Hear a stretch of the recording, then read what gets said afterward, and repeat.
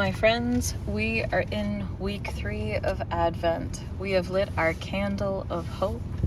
We have lit our candle of peace. And because I do not have my third candle with me, the light of the world, a tiny Jesus, our candle of joy. Let us begin. Hi friends, Reverend Katie here for day 19 of our Advent devotional series, The Weary World Rejoices by Kate Bowler. And as you might be able to tell, we are currently stuck in Halifax traffic. I've got a dad and Jarrett here in the car with me. And so we'll be doing our devotional on the road today, which is kind of fitting because our title today is Clearing the Path. So our devotional today, Kate is talking to us about John the Baptist and how he came preaching a message of repent, and how a fitting image for Advent would be a bulldozer making every path clear. And that John's message of repenting was not about changing ourselves from bad to good, but recognizing that we are already worthy of love. We are already God's beloved people. John was calling us to bulldoze, basically, whatever it is in our life that is preventing us from drawing closer to God during these times. And so Kate's first question for us is, Father Greg Boyle says, one of the many impediments to hearing the only message God longs to communicate to us is our marriage to the pain we carry and the lament that accompanies it. Are you married to your pain or lament or despair? Reflect on how that has stood as an impediment, blocking the experience of God's love for you.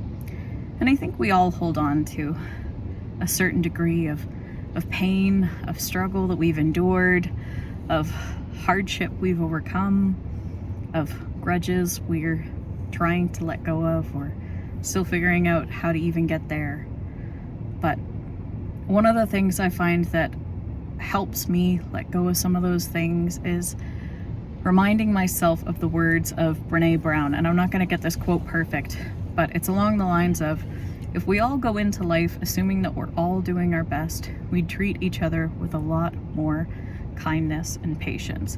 And as we sit in endless traffic today, reminders of that goodness and patience is, it feels like a very almost hard to reach virtue today.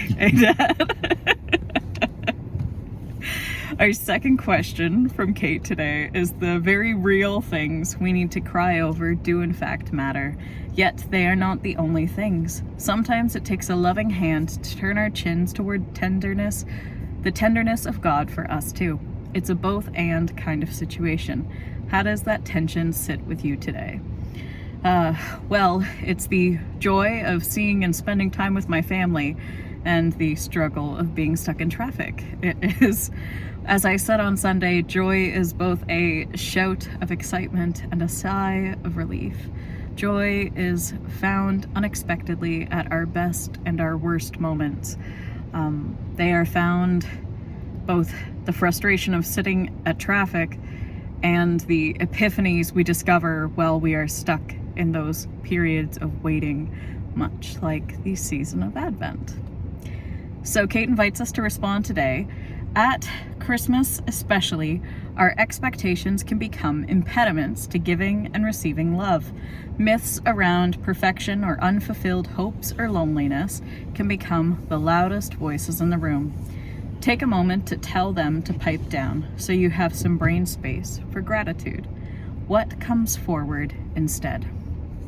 And so, if I were to think of something I'm setting down today, it would be setting down expectations of perfection, the need that everything has to be just so, just right. And I will gently pick up what Kate said, which is both good and enough. I will be gently holding good enough. And yeah, I think that's where I'm at today. And so, before we go, I will flip in my pages to a blessing for seeing things differently. Blessed are we starting to notice the love that sees things differently, the hug that lasts long enough, the glance that is tender enough to to melt the distance between us. Blessed are we starting to understand that it's you, God, and your gaze that lights the way. Complete acceptance and delight. It's you starting your big renovation project, your compassion that transforms the world, your tenderness that reaches each one to the core. You will shine in all the shadowy places that mountains of shame had kept hidden. You will heal from the inside every wound that bitterness had carved into your being. Blessed are we, starting to see our part in leveling the path for others as best we can, removing the rocks and filling in the potholes. Glad that you've got the rest.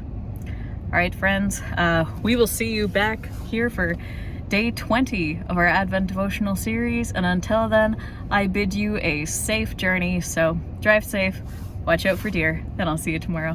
Bye.